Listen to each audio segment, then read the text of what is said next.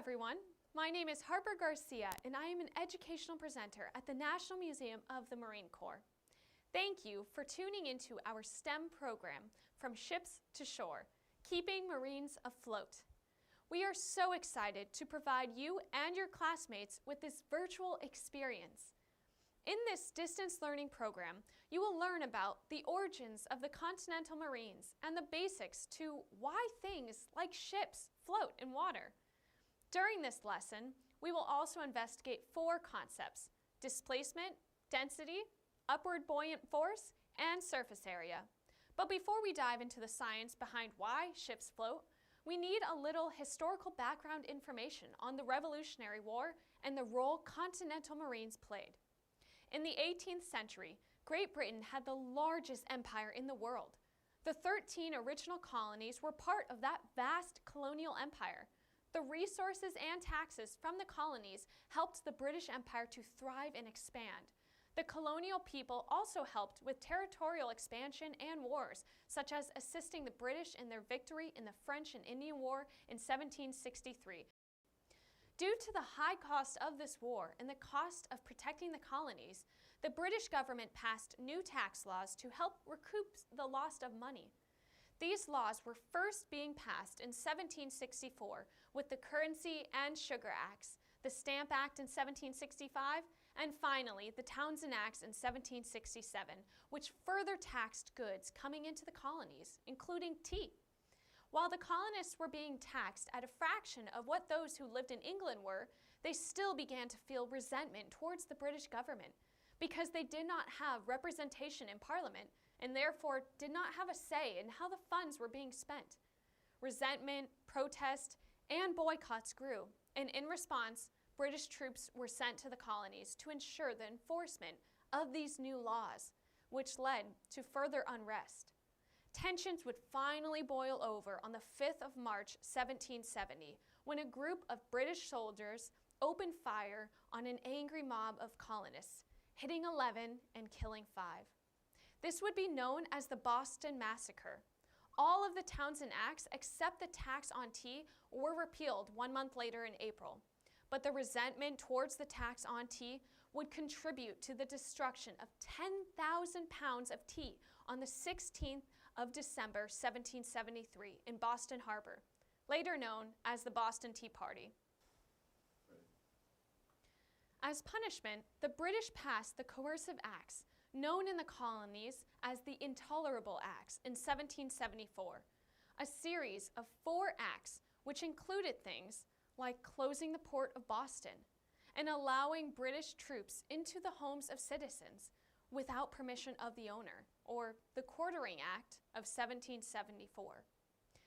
These acts would ultimately lead to the American Revolution beginning in April 1775 at the Battle of Lexington and Concord.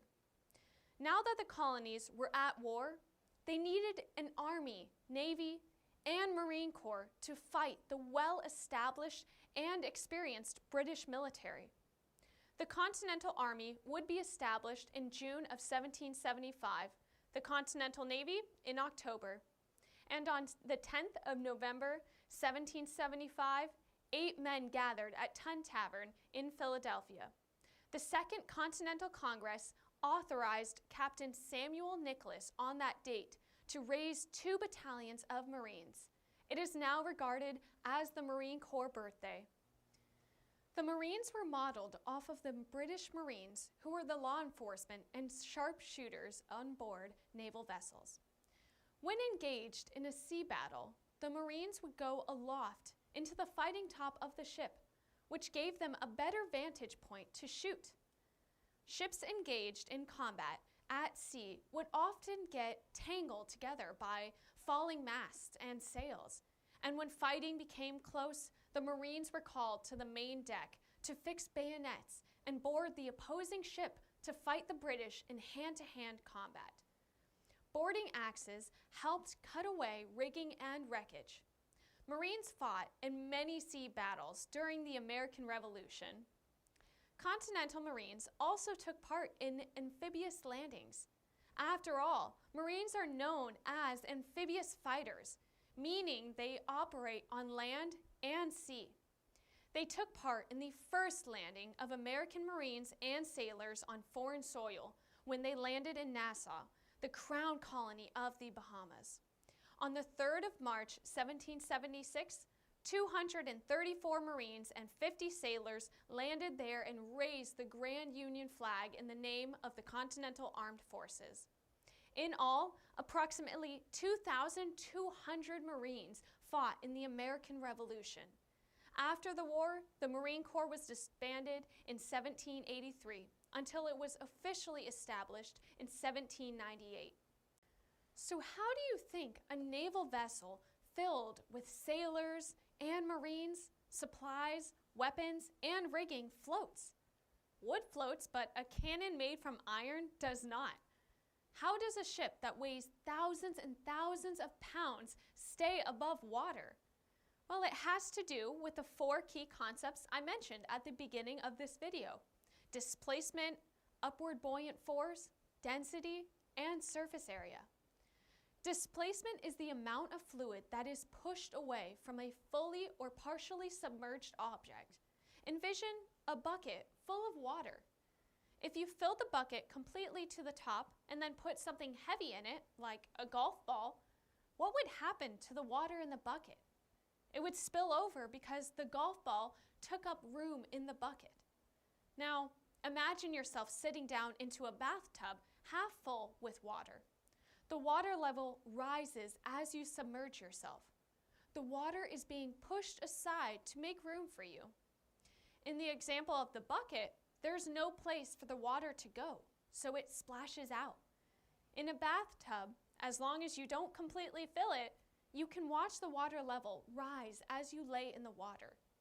In the ocean, this displacement is harder to see because the body of water is much bigger and it just moves aside, but it is the exact same principle as the bucket and bath. In the 2nd century BC, a Greek mathematician, Archimedes, wrote about this relationship between objects and fluids. He wrote that any object totally or partially immersed in a fluid or liquid is buoyed up by a force equal to the weight of the fluid displaced by the object. What does this mean? It means that while the fluid is being displaced, it pushes back against the submerged object. This is called upward buoyant force. If the weight of the object is equal to the amount of fluid displaced, it will float. If a ship can float because its weight is equal to the amount of water it displaces, why can't a golf ball? Now we must look at density. Density is the degree of compactness of a substance, how packed together the molecules of a substance are in a given volume. To determine density, divide the mass of the substance by its volume. Different objects can have the same mass or the same volume, but different densities. Take our golf ball example. A golf ball's mass is about 45.7 grams, and volume is 39.7 milliliters. When we calculate its density, you get 1.15 grams per milliliter. Water has an average density of 1. 1.15, while close to 1, is still higher, and thus the ball sinks. What would happen if I put a ping pong ball on the water? Both balls have roughly the same volume, but a ping pong ball's mass is 2.7 grams. This gives the ping pong ball a density of 0.068, which is much lower than water's. What is the difference between the balls? The ping pong ball is filled with air, which significantly lowers the mass, and thus the density.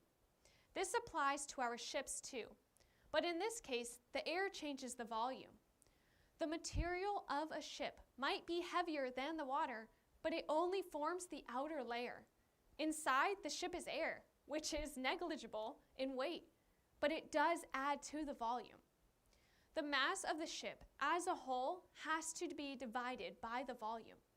With the amount of air present inside the hull of a ship, the overall density of a ship is less than water, and therefore is able to displace the water. Surface area also helps a ship float in water.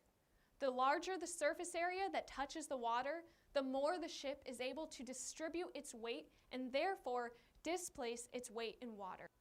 Let's test out this theory. With this ball of clay, right now, it's like our golf ball example, and it is a solid ball of clay. I think you all know what's going to happen if I put this in the water. It's going to sink. Now, let's change a few things about our clay and see if we can get it to float like a ping pong ball. I'm not going to change the mass, but I am going to change its volume and surface area. I'm going to flatten out the ball so that more of the clay can displace water. I'm also going to create a bowl shape. When I do that, I'm adding air to my overall volume, and just like larger ships, adding air to your overall volume will lower your density. Okay, let's see if we can get this clay ship to float. Success! If you have any questions regarding this lesson, please feel free to email us at nmmcdlquestions@gmail.com. I hope you enjoyed learning with me, and we look forward to seeing you again here soon, whether as a virtual visitor or in person here at the National Museum of the Marine Corps.